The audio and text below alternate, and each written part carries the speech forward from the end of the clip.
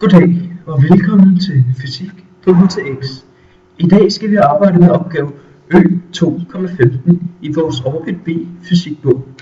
Opgaven går ud på, at vi skal opvarme en væske på 0,300 kg, hvor vi tilfører en energi på 7,29 kJ, og den skal så få væsken til at stige med 10 grader.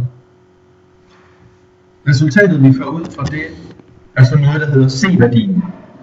Og C-værdien, det har man både på faste stoffer og væsker.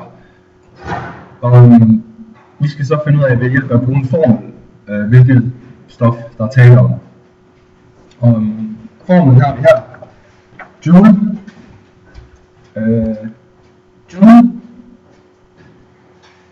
over, kan man se det? Joule divideret med kilo ganget med grader i Celsius. Og så har vi sat alle tingene ind nedenunder der i formlen. Og det vil vi forklare mere om. Yes. Vi har så skrevet de der 7,29 kJ ind i vores formel, og så ganget det med 0,3 kg, og ganget det gør det.